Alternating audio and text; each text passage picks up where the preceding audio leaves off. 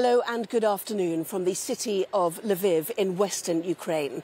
A Russian assault on a military airbase here in the west has brought the war closer to the border with Poland.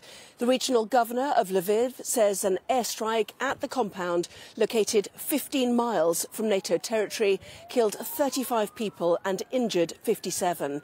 It is an area that has so far avoided any Russian attacks. The city of Lviv has been providing a safe haven for fleeing refugees.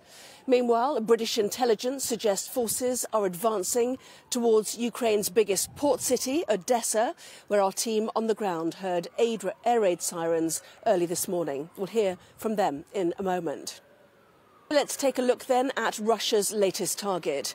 The missile strike hit the Yavoriv military range, which is 90 miles northwest of the city of Lviv. It's also just 15 miles from Ukraine's border with Poland.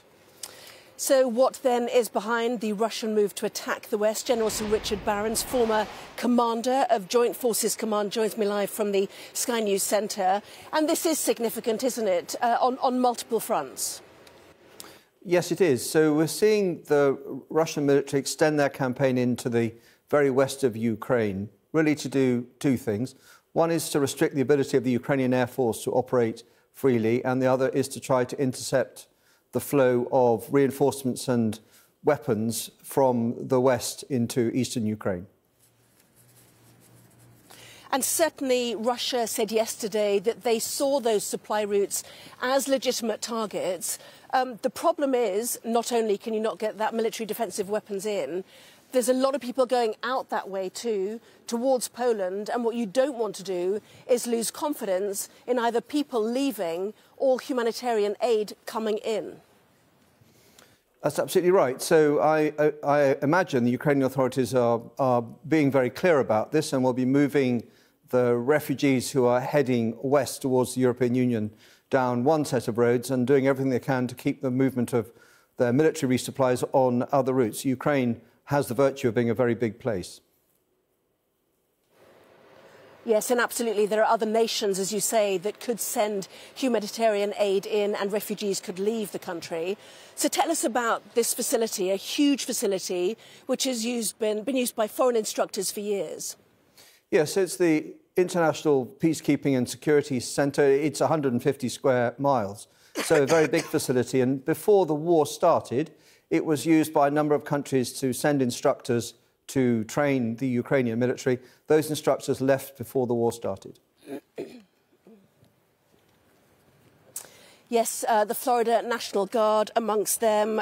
They were there in February, I understand, training Ukrainian soldiers how to use bunker busters.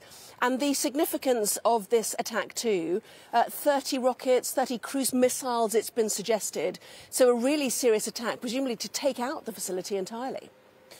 So it seemed to indicate a step up in the Russian ability to mount an attack from the air. 30 missiles in the space of an hour, carefully coordinated to hit different points of this facility. It was quite a high level of proficiency, higher maybe than we've seen in other places. But at 150 square miles, 30 missiles is not going to put the entire facility out of operation, although it's clearly done a lot of damage and killed at least 35 people. And how concerned are you about the proximity to Poland, a NATO nation, the border really very close?